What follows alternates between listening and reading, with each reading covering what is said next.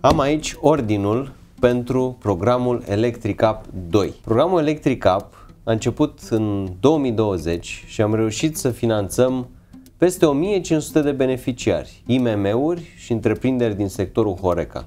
Și-au montat panouri solare, 100 de MW în total, și au făcut undeva la 1500 de stații de reîncărcare. Deci în total vreo 3000 de puncte de reîncărcare, pentru că fiecare stație are cam 2 puncte de reîncărcare. Ei, acum am lansat astăzi al doilea program de acest fel, 450 de milioane de lei pentru beneficiarii din sectorul IMM-urilor și Horeca.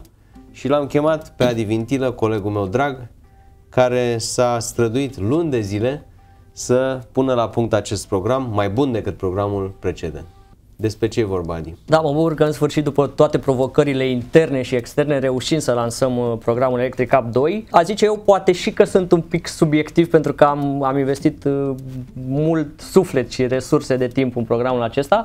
Aș spune că este unul dintre cele mai așteptate programe lansate de către Ministerul Energiei, în special de antreprenorii mici, de IMM-uri, de cei din domeniul Horeca, pentru că la Ministerul Energiei oamenii sunt obișnuiți să vadă miliarde de euro, sute de milioane în proiecte, și de data aceasta avem și proiecte pentru afacerile mici, pentru afacerile locale, pe care le ajutăm să își eficientizeze costurile cu energia electrică. Practic, creștem puterea instalată anul acesta în panourile fotovoltaice. Un IMM sau o întreprindere din Horeca își poate instala sau poate obține bani pentru 150 de kW putere instalată. Practic, încurajăm prin acest program încă o dată prosumatorii. Cu ce venim în plus de data aceasta, pe lângă stațiile de reîncărcare mașini electrice pe care le-ați menționat dumneavoastră, cu stocarea. Stocarea și din punct de vedere tehnic este ea utilă pentru sistemul energetic național, de care depindem cu toții până la urmă, dar dincolo de asta este un factor important pentru fiecare întreprindere, pentru că va consuma energia produsă pe timpul zilei, o va consuma seara în orele de vârf.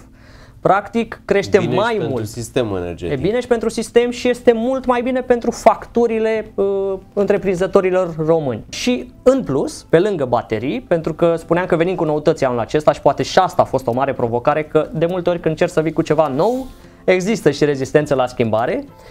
Venim cu sisteme alternative de încălzire-răcire. Adică pompe de căldură. Pompele de încăldură sunt cele mai încurajate, pentru că ele sunt tehnologia actuală cea mai eficientă, spun specialiștii, și vedem că în țările în care există energie ieftină și energie verde, pompa de căldură este des întâlnită.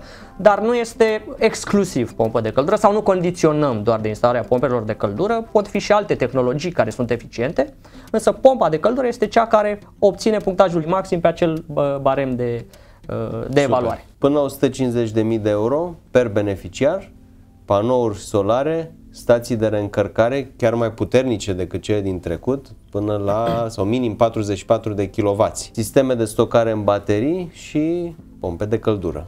Electric Up 2, să procedem.